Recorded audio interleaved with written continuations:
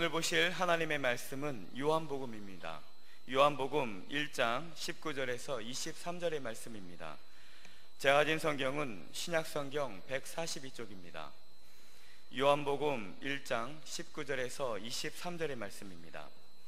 제가 읽겠습니다.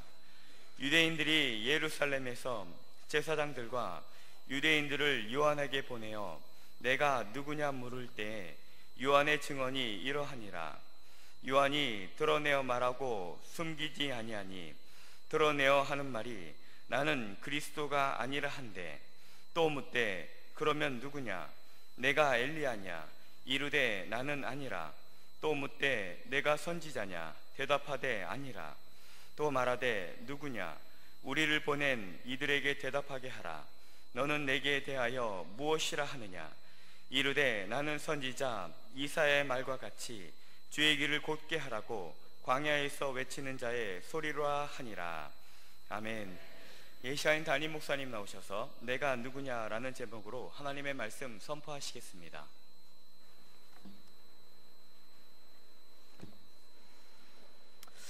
할렐루야. 우리 옆에 분들과 함께 인사 나누었으면 좋겠습니다. 오늘 인사 나눌 때는 좀 특별하게 인사를 나누었으면 좋겠는데요, 옆에 계신 분들을 잘 아시는 분도 계실 거고 또 잘 모르시는 분들도 계실 겁니다.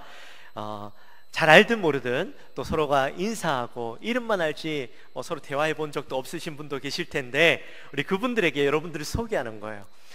나는 누구누구입니다. 나는 어떤 사람입니다. 간단하게 짧게 소개하는데, 그 소개를 듣고 이 사람이 이런 사람이구나 알 수 있도록 짧게 간단하게 여러분들 한번 소개 한번 해볼까요? 옆에 분들과 한번 소개 한번 해보겠습니다.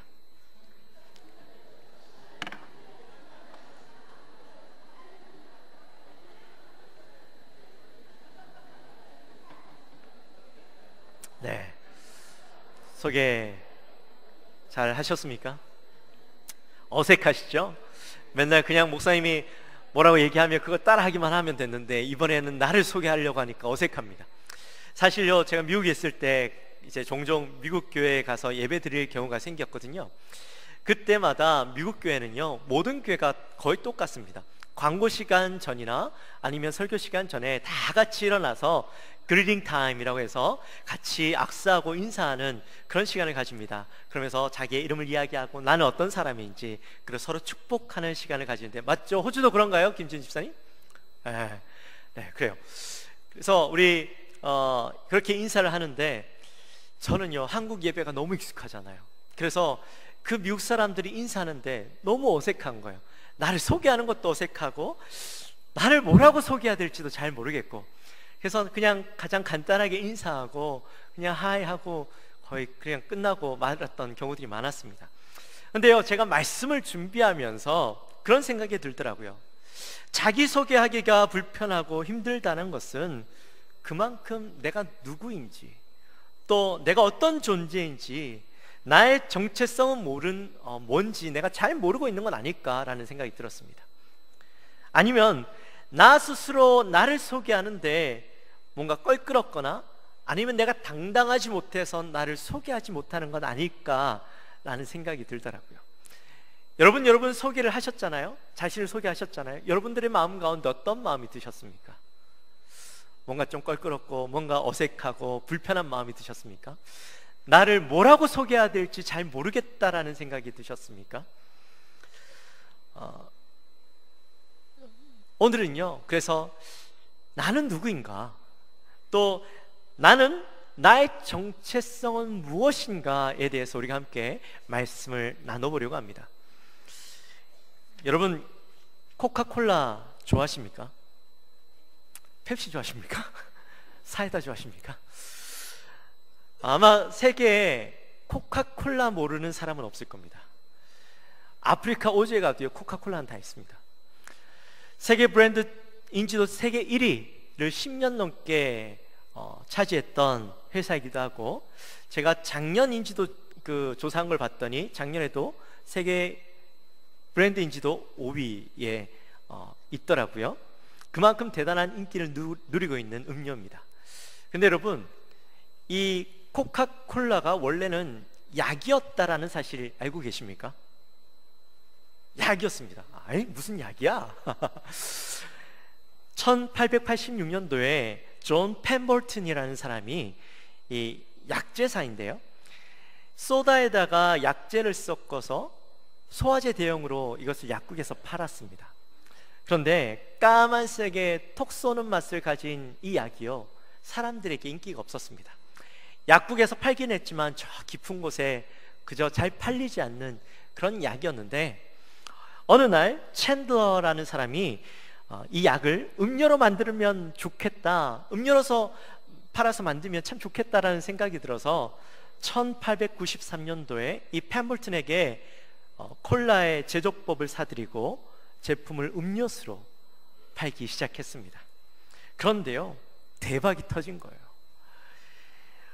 그 음료가 세상에 나오자마자 사람들에게 엄청난 인기를 끌게 됩니다. 100년이 지났는데도 불구하고요, 지금 거의 한 130년이 되었죠. 그런데도 불구하고 전 세계에서 모르는 사람이 없을 정도로, 이 콜라를 싫어하는 사람이 없을 정도로 많은 사람들에게 사랑받는 음료가 되었습니다. 사실은요, 똑같은 콜라입니다. 그런데 그 콜라가 약이었을 때는 별 볼 일 없었던 존재였지만 음료가 되었을 때는요, 전 세계 사람들이 사랑하는 콜라가 되었다는 것이죠. 그 정체성이 무엇이 되느냐에 따라서 그 가치와 존재가 달라진다라는 겁니다. 우리의 인생도 마찬가지입니다. 우리의 인생도 나는 누구인가를 분명히 인지하고 알고 있을 때에, 내 정체성을 분명히 알고 있을 때에 우리의 가치도 달라진다라는 겁니다. 오늘 본문에는요, 세례 요한의 이야기가 나옵니다. 아마 세례 요한 다들 잘 아실 겁니다. 성경에서는요, 이 세례 요한을 어떻게 이야기하고 있냐면, 누가복음 1장 15절 말씀에서는 모태로부터 성령의 충만함을 입은 자라고 그렇게 소개하고 있어요. 또 요한복음 1장 6절 말씀에 보면 하나님께로부터 보내심을 받은 자라고 소개합니다. 또 마태복음 3장 3절에는 주의 길을 예비하도록 보내심을 받은 자라고 소개합니다. 예수님께서는 세례 요한을 뭐라고 이야기하시냐면, 여자가 낳은 자 중에서 가장 큰 자다, 또 그를 마지막 때에 올 엘리야다, 그렇게 소개하고 있습니다.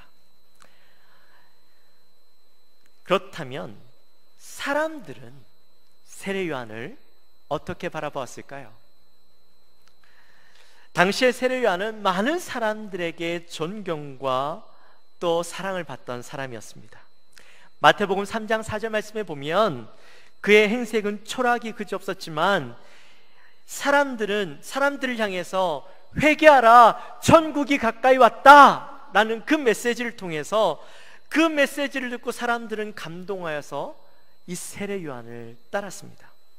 그리고 그가 외치는 말에 예루살렘과 온 유다와 사방에서 사람들이 몰려들었고 자기의 죄를 자복하고 세례 요한으로부터 세례를 받았다라는 거죠.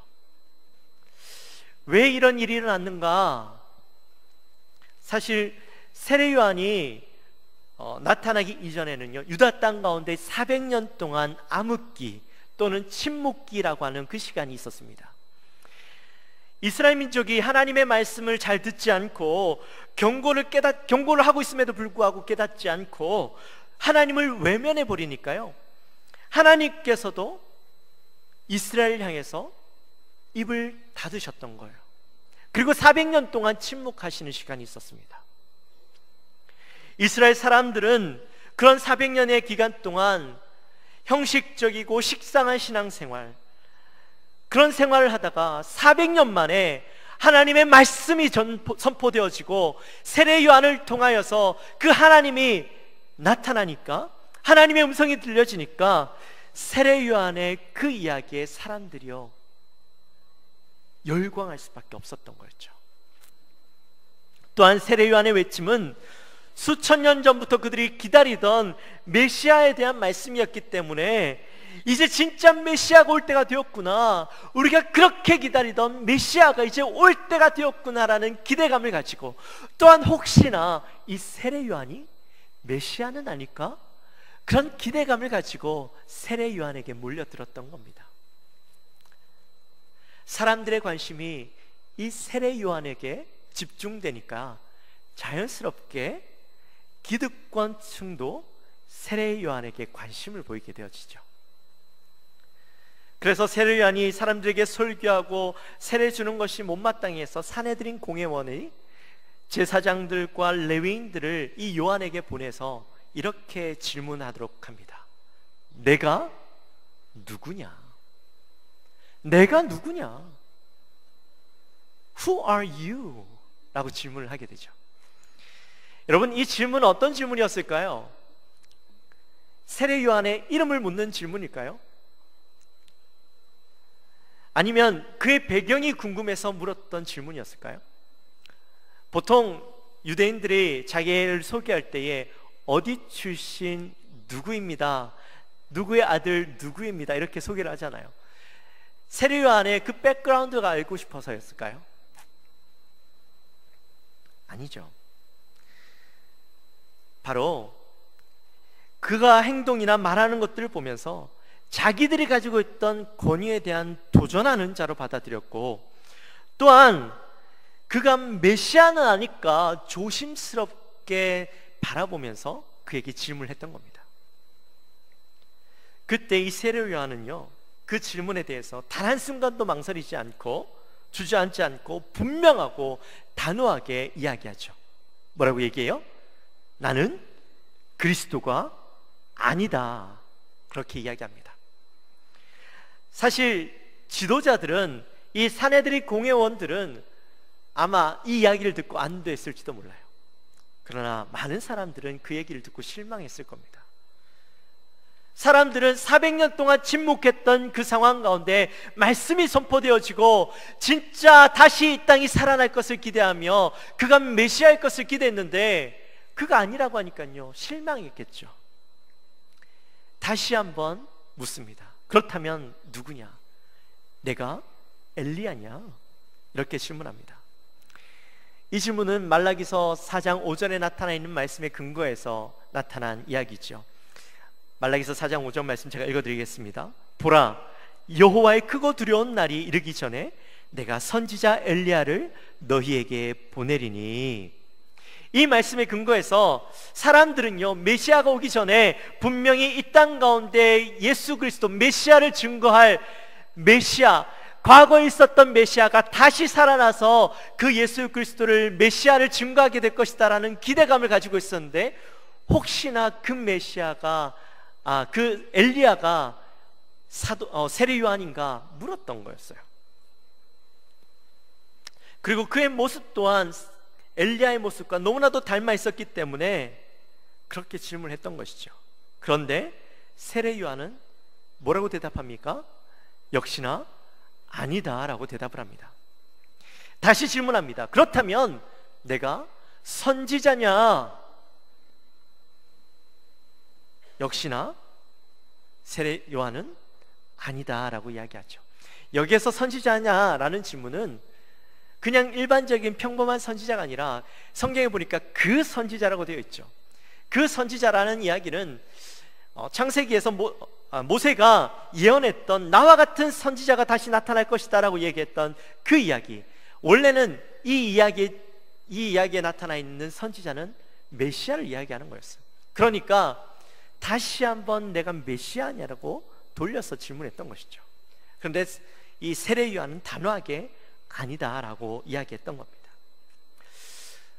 사실 이러한 질문들을 여러 번 듣게 되면 세례 요한은 다시 한 번쯤 생각해 볼 수 있었을 거예요.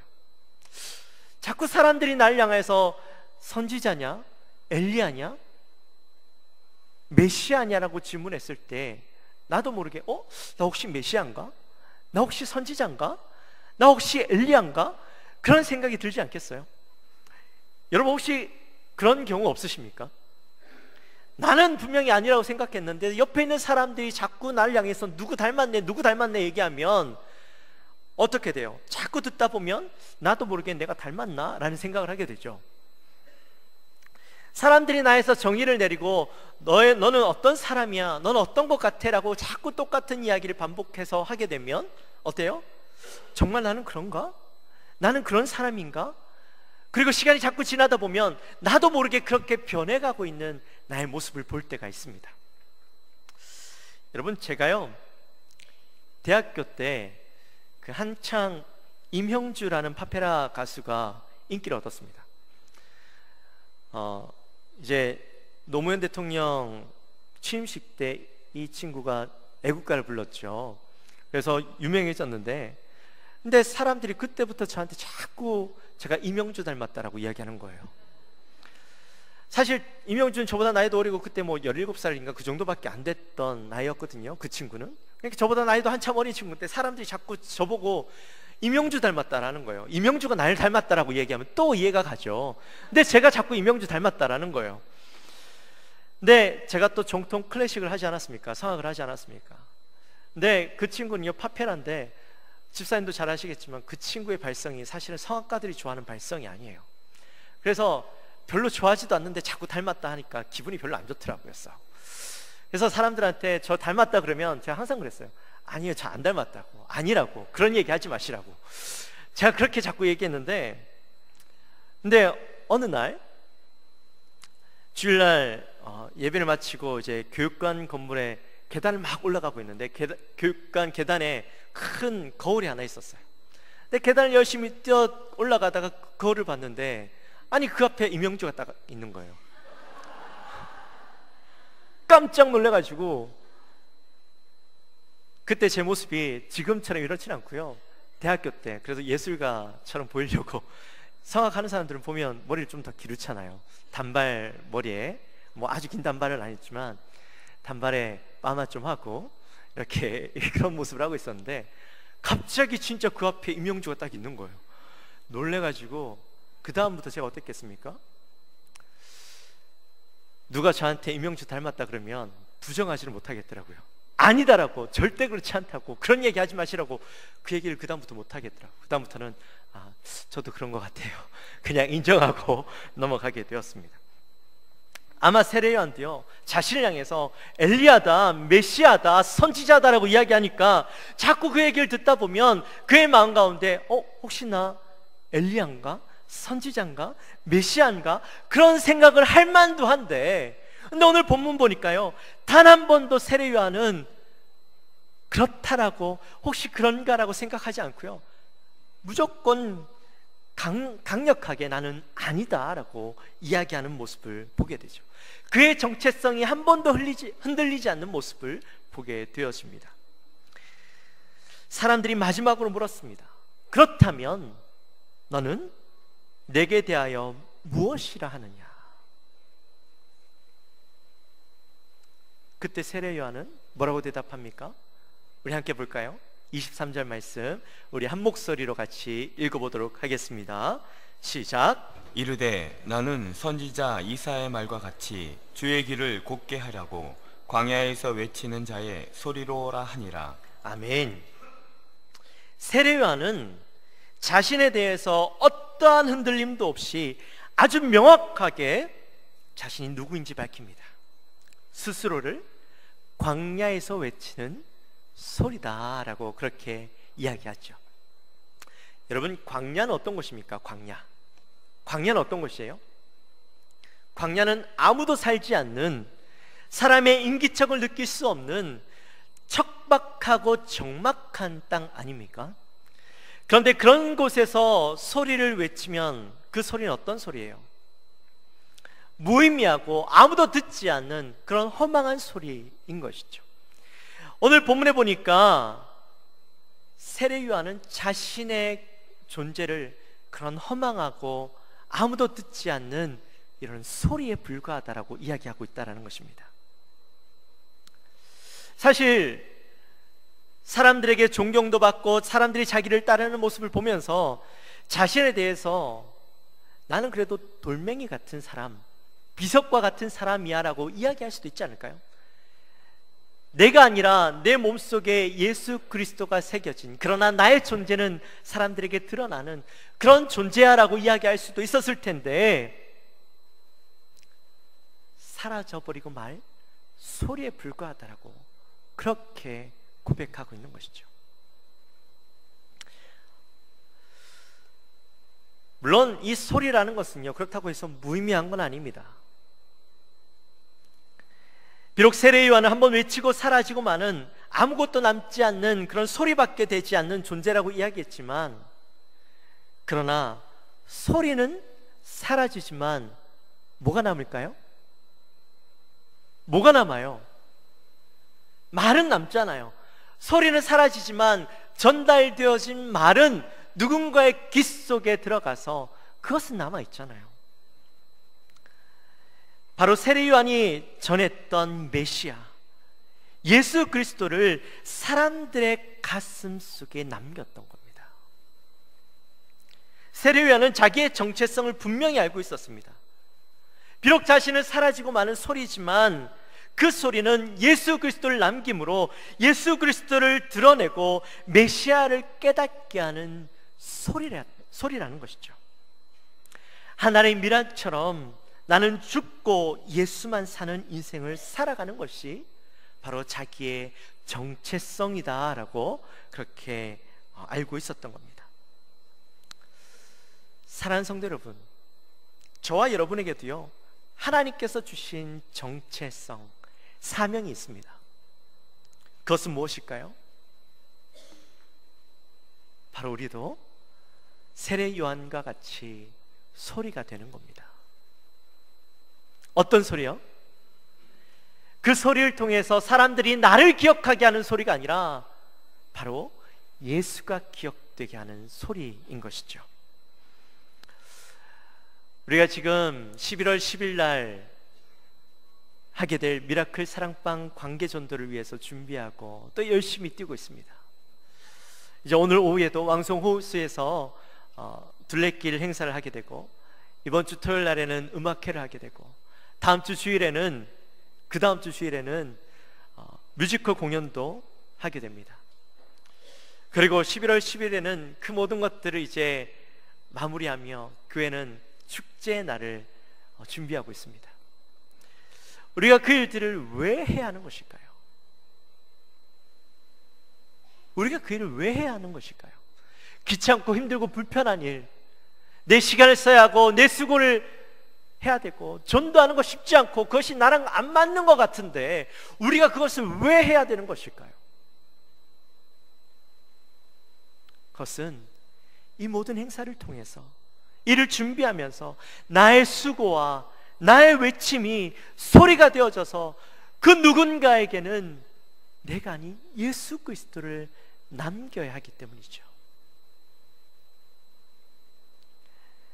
사도행전 1장 8절 말씀에 보면, 오직 성령이 너희에게 임하시면 너희가 권능을 받고 예루살렘과 온 유다와 사마리아와 땅끝까지 이르러 내 증인이 되리라 하시니라. 이 말씀처럼 우리는 이 땅 가운데 살아가는 이유가 예수 그리스도의 증인이 되기 위해서 살아가는 것인데, 그 증인이 되기 위해서는 무엇이 되어야 하는 거예요? 소리가 되어야 하는 것이죠. 그것이 바로 우리의 정체성입니다. 그것이 바로 우리의 사명입니다. 마태복음 3장 2절 말씀에 보면 세례 요한은요, 대단한 사람 같아 보이죠. 그러나 말씀해 보니까 그는 대단한 일들을 하지 않았어요. 병자를 고치고 놀라운 기적들을 행하지 않았어요. 그저 그는 사람들을 향해서 회개하라, 천국이 가까이 왔다, 그 선포 한마디 했을 뿐이에요. 그런데 사람들은요, 그 선포를 듣고 세례 요한 앞으로 다가왔던 거예요. 그들의 죄를 자복하고 세례를 받았던 거예요. 내가 이제는 새로운 삶을 살아가겠습니다라고 고백하는 일들이 일어났던 거예요. 우리도 마찬가지입니다. 우리는 뭔가 대단한 일을 해야 될 것 같죠. 뭔가 기적이 일어나야 될 것 같죠. 근데 아니에요. 기적은, 놀라운 능력은 우리가 일으키는 것이 아니라 하나님이 하시는 거예요. 성령님이 하시는 거예요. 우리는 하나만 하면 돼요. 복음을 선포하는 거예요. 우리는 소리가 되어져서 예수를 전하기만 하면 되는 거예요. 그러면 그 나머지 일들은 하나님이 하시는 거예요. 두려워하지 마세요. 불편해하지 마세요. 이 일들을 위해서 섬기고 수고하는 것들 힘들어하지 마세요. 그것이 바로 우리의 사명입니다. 사랑하는 성도 여러분, 우리의 정체성을 분명히 깨닫게 되어 주시기를 주님의 이름으로 축원합니다. 저와 여러분을 창조하시고 어떻게 이 땅의 영광교회 성도로 세우신 이유는요, 세상에서 성공하고 잘 먹고 잘 사는 그런 사람들로 만들기 위해서 여러분들을 세우신 것이 아니라 분명한 사명을 통해 하나님을 영화롭게 하고 또 복음을 증거하는 일 가운데 사용하시기에 여러분을 부르셨다라는 사실입니다. 우리는요, 그 사명의 길을 떠나면 약국에 있는 콜라와 같은 존재가 되어집니다. 그러나 우리가 복음을 증거하는 그 사명자의 삶을 살아갈 때에 우리는 모두가 좋아하는 있어야 할 곳에 있는 음료수 콜라가 되어지는 겁니다. 사랑하는 성도 여러분, 어디에 서 계시겠습니까? 어디에 가시기 원하십니까? 소리가 되어지기를 주님의 이름으로 축원합니다. 그래서 사람들에게 예수 그리스도를 남기는 그러한 삶이 되어주시기를 주님의 이름으로 축원합니다. 우리 옆에 분들과 함께 축복했으면 좋겠습니다. 축복할 때에 복음의 소리가 됩시다. 함께 고백할까요?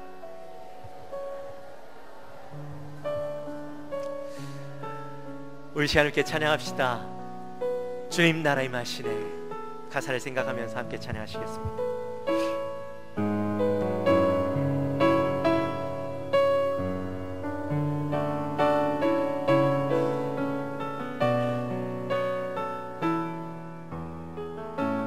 주님 나라 임하시네. 주님 나라 임하시네. 주의 날은 멀지 않았네. 너는 일어나 주를 따르라. 하나님 널 부르시네. 세상은 아직 어둠 속에 빛 대신 주 보기 원하네.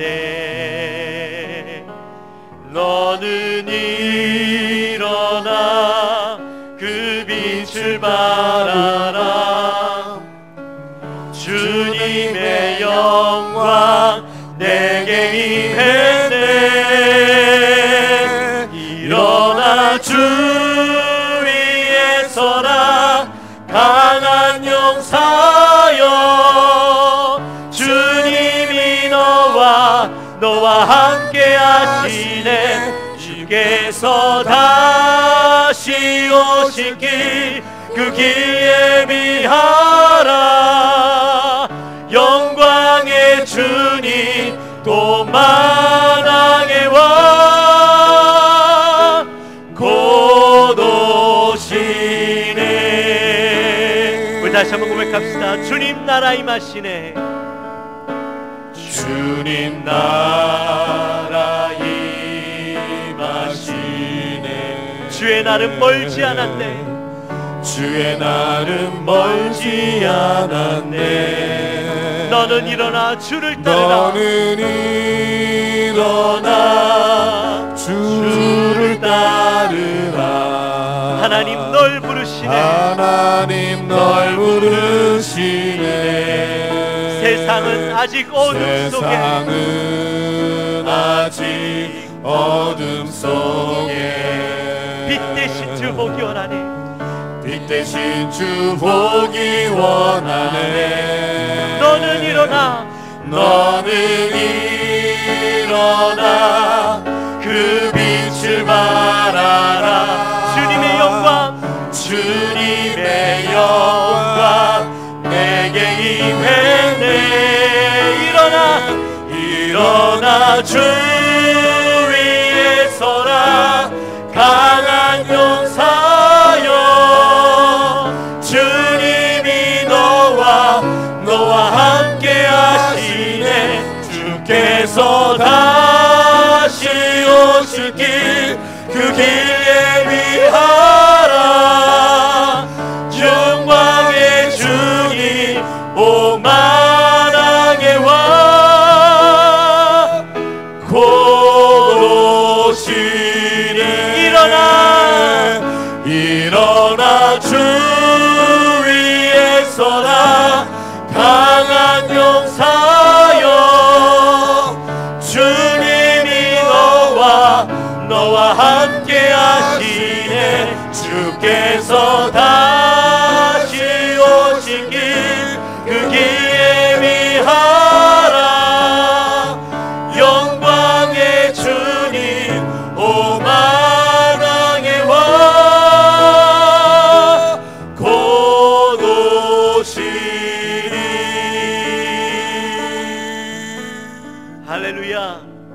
우리 시간 함께 기도했으면 좋겠습니다. 우리 시간 기도할 때 하나님, 이제 주님 오실 날이 얼마 남지 않았는데 이 땅에 많은 사람들은 주님이 오실 그날을 기다리고만 있고 예수 그리스도가 이미 오셨는지도 알지 못한 채 살아가고 있습니다. 하나님, 절망을 향해 살아가고 있습니다. 이 시대 가운데 우리는 어떠한 삶을 살아야 하고 우리는 어떠한 정체성을 가지고 살아가야 합니까? 하나님, 오늘 세례 요한을 통하여 우리에게 보여주셨던 것처럼 나도 이 땅 가운데 예수 그리스도를 위하여 나는 사라지고 없지만은 그 가운데 예수 그리스도가 남는 소리가 되게 하여 주옵소서. 우리 시간 이 마음을 가지고 함께 간절히 기도하며 나갑니다. 하나님 아버지, 감사합니다. 저희들을 사랑하시고 하나님, 오늘 또 저에게 귀한 말씀을 허락하여 주시니 감사합니다. 하나님, 정말 오늘 세례 요한을 향 바라보면서 하나님, 우리의 정체성을 다시 한번 깨닫습니다. 우리는 이 땅 가운데 어떻게 살아가는 존재인지 다시 한번 깨닫습니다. 하나님, 이 땅은 절망을 향해 나가고 있고 하나님, 주님이 오신지도 알지 못한 채 하나님, 죽음을 향해 나가고 있는 저들의 모습을 바라봅니다. 하나님, 이 땅에 우리를 부르셨고 우리를 구원하여 주셨고 우리를 사명자로 불러주셨는데 하나님, 이 땅을 우리가 살아갈 때에 잘 먹고 잘 사는 그 인생을 살아가며 하나님, 그것을 바라보며 살아가는 인생이 아니라 하나님, 주님께서 우리에게 허락하신 그 사명을 바라보며 하나님, 복음을 위해서 살아가는 증인된 자가 될 수 있도록 도와주옵소서. 하나님, 세례 요한이 살아갔던 그 삶, 하나님, 그 삶 가운데 소리가 되어서서 하나님, 오직 예수 그리스도만 남기는 그런 인생을 살아갔던 것처럼 우리의 인생 가운데도 예수 그리스도만 남는 하나님, 그러한 삶이 되게 하여 주옵소서. 그러한 삶을 살아갈 수 있는 우리가 되게 하여 주옵소서. 특별히 11월 10일 날이 있을 귀한 하나님의 은혜를 준비하며 우리가 하나님 열심으로 뛰기 원합니다. 하나님, 그 뛰는 가운데 내가 남는 것이 아니라 예수 그리스도가 남는 우리의 모습 되게 하여 주옵소서. 그래야 해서 아름다운 결실을 맺고 많은 복음을 증거함으로 그 복음 증거를 통하여 예수 그리스도 앞에 돌아오는 자들이 되게 하여 주옵소서. 아름다운 결실 맺어지는 귀한 행사를 되게 하여 주옵소서. 하나님, 감사합니다. 저들을 사랑하시며 우리에게 주님을 깨닫게 하시고 예수 그리스도 믿는 자로 저희들을 선택하여 주신 하나님, 우리가 날마다 그 감사함으로 살아가기 원하는데 혹시라도 우리는 그 감사함 가운데 살아가지 못하고 내가 높아지고 내가 드러나고 하나님, 잘 먹고 잘 사는 인생들을 위해서만 살아가고 있는 우리의 모습은 아닙니까? 하나님, 그것이 우리의 사명이 아닌 줄을 깨닫습니다. 세례 요한을 통하여서 우리가 어떻게 살아가야 할 것인가 다시 한번 깨닫습니다. 하나님, 우리 이곳에 있는 용왕교회 모든 사랑하는 성도님들의 삶은 나를 위하여 살아가는 것이 아니라 내가 남는 인생을 위해 살아가는 것이 아니라 바로 우리는 사라지고 없지만 예수 그리스도가 남는 소리가 되어지는 인생을 살아가는 우리 사랑하는 용광교회 모든 성도님들의 삶이 되게 하여 주옵소서. 그 삶을 위해서 수고하며 애쓰며 하나님, 아름다운 결실을 바라보며 감사하며 기쁨으로 살아가는 우리 사랑하는 모든 용광교회 되게 하여 주옵소서. 감사합니다. 예수님의 이름으로 기도옵나이다. 아멘.